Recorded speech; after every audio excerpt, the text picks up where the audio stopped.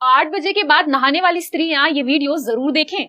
पति की उम्र को तिल तिल करके खा जाती हैं वह औरतें जो 8 बजे के बाद स्नान करती हैं। तो कहीं आप या आपके घर की स्त्रियां भी तो 8 बजे के बाद नहीं नहाती? अगर हाँ, तो ये वीडियो आपको जरूर देखना चाहिए, क्योंकि आज हम बताने वाले हैं कि जो औरतें 8 बजे के बाद नहाती हैं वह अपने परिवार के लिए कैसे दरिद्रता को खुद न्योता देती हैं।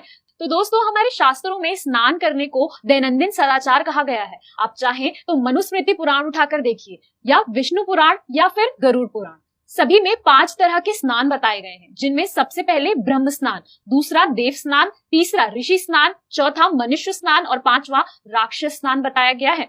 ब्रह्म मुहूर्त भोर में 3 बजे से 5 बजे तक माना जाता है। इस समय ब्रह्मांड की सभी शक्तिशाली सकारात्मक ऊर्जा अपने पूरे प्रभाव के साथ वातावरण में फैली हुई होती है। इस समय स्नान करने से इष्ट देव की कृपा मिलती है और जीवन में कभी भी दुखों का सामना नहीं करना पड़ता।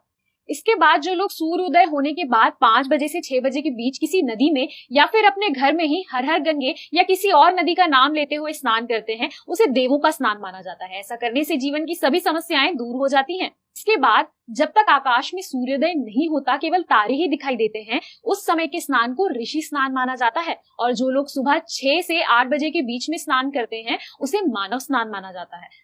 साधारण मनुष्य को 8 बजे तक नहा लेना चाहिए, क्योंकि जो लोग 8 बजे के बाद नहाते हैं, ऐसे लोगों के स्नान को राक्षस स्नान कहते हैं। और अगर घर की स्त्रियां 8 बजे के बाद नहाने जाती हैं, तो वो अपने घर में खुद दरिद्रता को न्योता देती हैं। जिस घर की औरतें 8 बजे के बाद नहाती हैं, उस घर में माता लक्ष्मी भूल कर भी प्रवेश नहीं करती, क्योंकि घर की स्त्रियों को रसोई घर में सुबह से ही रहना होता है। तो जो औरत बिना नहाए रसोई घर में प्रवेश करती है, उसके पकाए हुए अन्न को जो भी ग्रहण करता है, उसके अंदर काम, क्रोध, मद और लोभ जैसे बुरे गुण आ जाते हैं।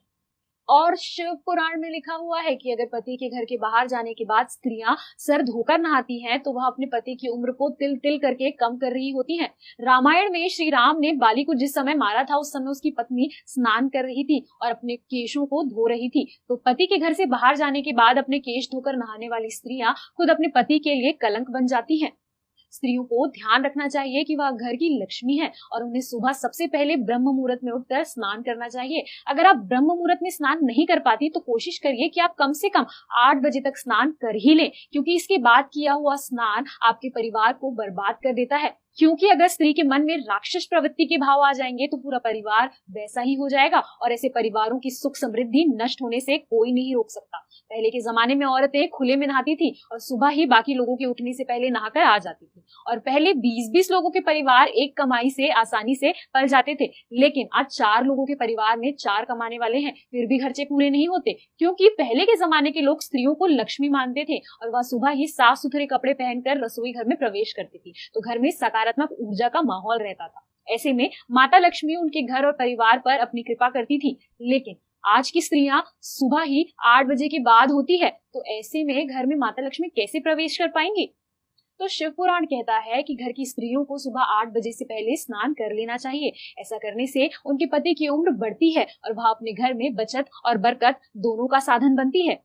तो दोस्तों, उम्मीद करते हैं कि आपको आज की ये वीडियो पसंद आई होगी और ये समझ में आया होगा कि स्त्रियों को जल्दी क्यों नहाना चाहिए। दोस्तों, इस वीडियो में दी गई सारी जानकारी हमने इंटरनेट के माध्यम से ली है। इसमें हमारा कोई भी हस्तक्षेप नहीं है। किसी की भी धार्मिक भावनाओं को ठेस पहुंचाना हमारा उद्देश्य बिल्कुल भी नहीं है। यह वीडियो केवल शैक्षिक उद्देश्य से आप सभी को पूरी जानकारी देने के लिए और आप सभी के एंटरटेनमेंट के लिए बनाया गया है। वीडियो को अंत तक देखने के लिए आप सभी का धन्यवाद। तो मिलते हैं अगले वीडियो में।